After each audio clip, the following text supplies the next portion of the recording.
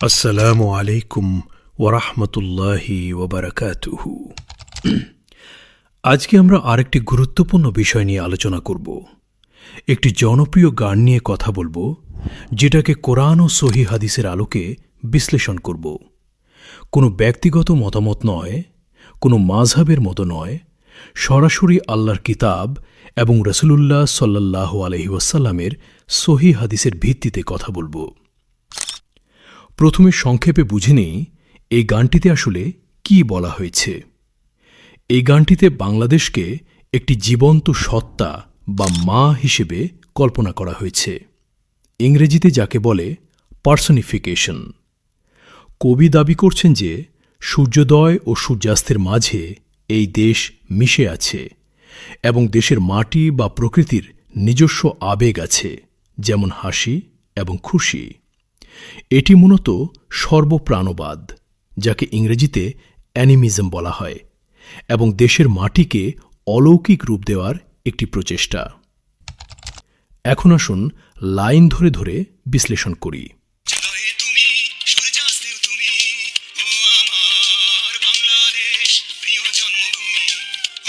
সে গাইছে, সূর্যোদয়ে তুমি, সূর্যাস্তেও তুমি, ও আমার বাংলাদেশ। এখানে দেশকে এমনভাবে উপস্থাপন করা হয়েছে যেন তা প্রকৃতির প্রতিটি ঘটনায় বিদ্যমান।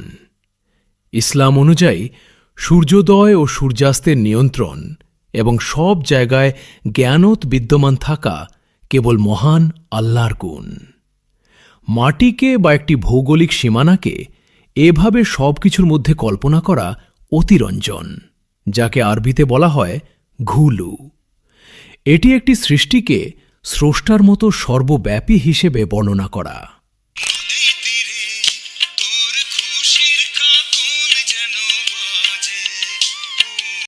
সে গাইছে, তোর খুশির কাঁকুন যেন বাজে, তোর রাখাল হৃদয় জানি হাসে।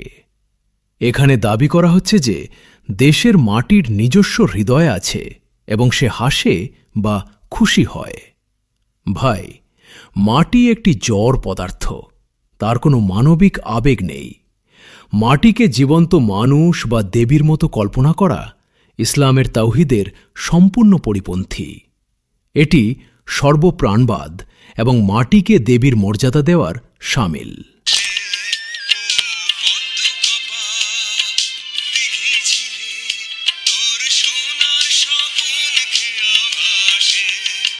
সে গাইছে, পদ্ম কাঁপা দিঘি ঝিলে তো সোনার স্বপ্ন খেয়া ভাসে। এটি কাব্যিক অতিরঞ্জন হলেও এখানে দেশকে স্বপ্নদ্রষ্টা হিসেবে দেখানো হয়েছে। ইসলামে কেবল মানুষ, জিন জাতি বা সচেতন সৃষ্টিকে এই বৈশিষ্ট্য দেওয়া হয়েছে।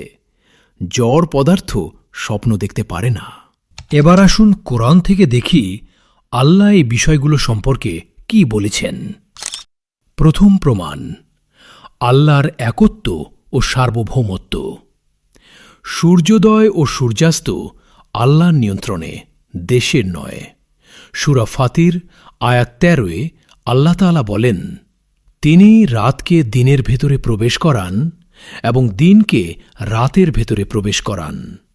তিনি সূর্য ও চাঁদকে নিয়মাধীন করেছেন। অর্থাৎ সূর্যোদয় আর সূর্যাস্তের পুরো প্রক্রিয়া আল্লাহর হাতে। এটাকে দেশের সাথে জুড়ে দেওয়া ভুল। দ্বিতীয় প্রমাণ, মাটির মর্যাদা সম্পর্কে। কোরআন মাটিকে কেবল মানুষের আবাসস্থল ও সৃষ্টির উপাদান হিসেবে উল্লেখ করেছে, কোনো উপাস্য বা জীবন্ত সত্তা হিসেবে নয়। সূরা মুলক আয়াত 15-এ আল্লাহ বলেন, তিনি তোমাদের জন্য পৃথিবীকে অনুগত করে দিয়েছেন, অতএব তোমরা এর দিক দিগন্তে বিচরণ করো। পৃথিবী আমাদের জন্য অনুগত একটি বস্তু, কোনো মা বা দেবী নয়। এবার সহি হাদিস থেকে প্রমাণ দেখি। অতিরঞ্জন সম্পর্কে রাসূলুল্লাহ সাল্লাল্লাহু আলাইহি ওয়াসাল্লাম স্পষ্ট নিষেধ করেছেন। সৃষ্টির প্রশংসা করতে গিয়ে তাকে স্রষ্টার স্তরে নিয়ে যাওয়া নিষিদ্ধ। সহি বুখারীতে হাদিস নম্বর 3445-এ রাসূলুল্লাহ সাল্লাল্লাহু আলাইহি ওয়াসাল্লাম বলেছেন, তোমরা আমার প্রশংসায় এমন অতিরঞ্জন করো না যেমনটি খ্রিস্টানরা ইবনে মারিয়ামের অর্থাৎ ঈসা আলাইহিসসালামের ক্ষেত্রে করেছে। এখানে একটু চিন্তা করুন, নবীর ক্ষেত্রে যদি অতিরঞ্জন নিষেধ হয়, তাহলে দেশের মাটিকে অলৌকিক ক্ষমতা দেওয়া, তাকে সর্বব্যাপী ও হৃদয়বান মনে করা, এটা আরও কত বড় অপরাধ সেটা একটু ভেবে দেখুন। এখন আকীদাগত ত্রুটিগুলো সংক্ষেপে শ্রেণীবিন্যাস করি। প্রথমত, ঘুলু বা অতিরঞ্জন।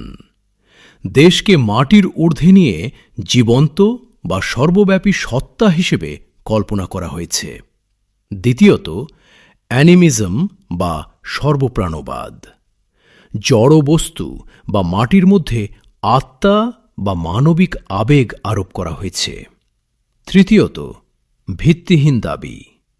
সূর্যোদয় বা সূর্যাস্তের সাথে দেশের আধ্যাত্মিক অস্তিত্বের দাবি ওহী অর্থাৎ কুরআন ও হাদিস দ্বারা সমর্থিত নয়।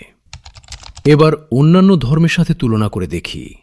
এই গানের ধারণাটি মূলত হিন্দু ধর্মের ভারত মাতা বা ভূদেবী, ইংরেজিতে যাকে বলে আর্থ গডস, সেই ধারণার সাথে হুবহু মিলে যায়। তারা মাটিকে বা দেশকে দেবী হিসেবে পূজা করে এবং বিশ্বাস করে দেশের মাটির নিজস্ব প্রাণ ও ক্ষমতা আছে। কিন্তু ইসলামে দেশ একটি আবাসস্থল, কোনো উপাস্য বা অলৌকিক সত্তা নয়। এবার চূড়ান্ত রায়। এই গানটি বিভ্রান্তিকর এবং আকীদাগতভাবে ত্রুটিপূর্ণ। একজন মুসলিম তার দেশকে ভালোবাসবে, এটি একটি স্বাভাবিক প্রবৃত্তি। কিন্তু দেশকে বা দেশের মাটিকে সর্বব্যাপী, হৃদয়বান বা দেবীর মতো জীবন্ত মনে করা ইসলামের বিশুদ্ধ তাওহীদি আকীদার সাথে সরাসরি সাংঘর্ষিক। এই গানের শব্দগুলো মাটিকে পূজা করার মানসিকতা তৈরি করে, যাকে ইংরেজিতে বলা যায় ল্যান্ড ওয়ারশিপ। শেষে দাওয়াহ ও শিক্ষণীয় দিক থেকে কিছু কথা বলি। ইসলাম আমাদের শিখিয়েছে যে মাটি ও দেশ আল্লাহর সৃষ্টি।